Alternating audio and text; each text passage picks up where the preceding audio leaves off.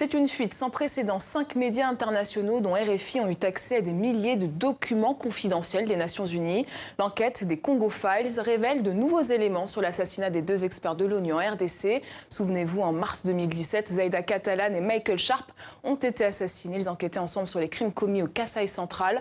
On revient sur cette enquête des Congo Files avec Sonia Rollet, journaliste à RFI. Bonsoir. Bonsoir. Alors, comment vous avez procédé pour votre enquête? Il a fallu quand même éplucher des milliers de documents confidentiels. Alors, on a d'abord essayé en fait de lire de chaque média, en fait, de mettre des équipes pour lire tous ces documents. Et puis ensuite, on s'est retrouvé dans plusieurs fois dans plusieurs villes en fait pour comparer nos notes et pour essayer d'entrer en profondeur, parce qu'il y avait notamment des fadettes, donc des relevés téléphoniques des personnages clés du meurtre, et donc il fallait étudier toutes ces fadettes. Et donc voilà quoi. Donc on a partagé ça, on travaillait sur des réseaux sécurisés, on se faisait des réunions régulièrement.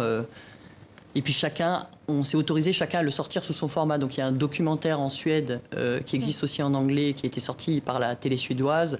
Nous, on a choisi de faire une série d'articles pour faciliter la compréhension de ces documents.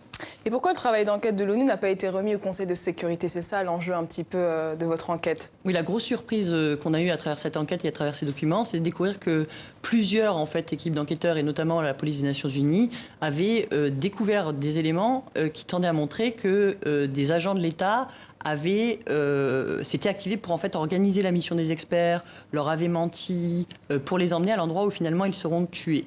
Donc ces éléments ne figuraient pas dans un autre document confidentiel auquel on a eu accès, qui était le rapport du comité d'enquête de l'ONU mandaté par Antonio Guterres sur cette affaire. Il devait établir les faits, il devait faire des recommandations, et dans ce rapport ne figurent pas tous ces éléments. Donc c'est la question qu'on pose à travers notre enquête.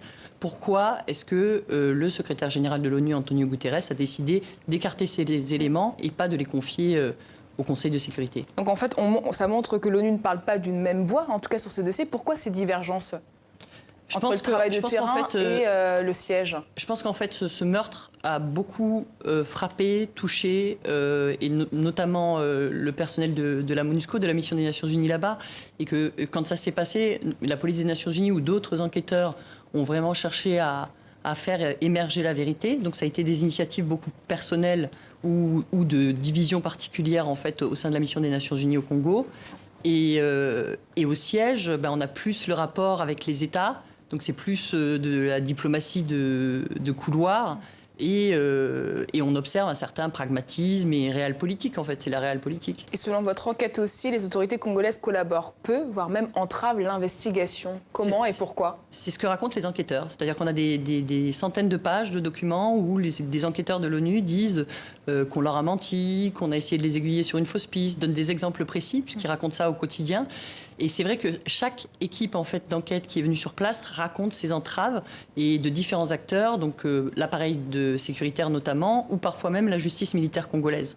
Alors ce soir, dans un nouveau volet, vous révélez 2 faux comptes Facebook en lien avec l'assassinat des 2 experts. À quoi ça servait? C'est quoi la combine avec ces faux comptes? Alors par rapport au meurtre, c'est vraiment des comptes qui ont l'air de masquer des identités qui pourraient vraiment intéresser n'importe quelle enquête et qui nous intéressait, à savoir des personnes qui sont en contact avec des personnes soupçonnées sur le meurtre. Donc c'est vraiment des comptes importants. Et à partir de ces comptes-là, de ces faux comptes-là, on a découvert des centaines de faux comptes Facebook, des comptes qui sont plutôt en général des faux comptes d'étudiants, mais dans toutes les villes du Congo, des faux comptes aussi de personnel de l'ONU.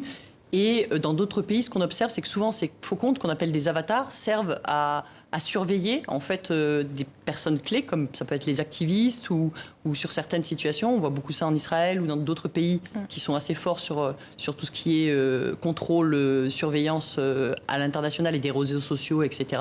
Donc c'est vraiment pour surveiller les conversations sur les réseaux sociaux d'habitude, mais là on se pose la question, à quoi servent ces faux comptes?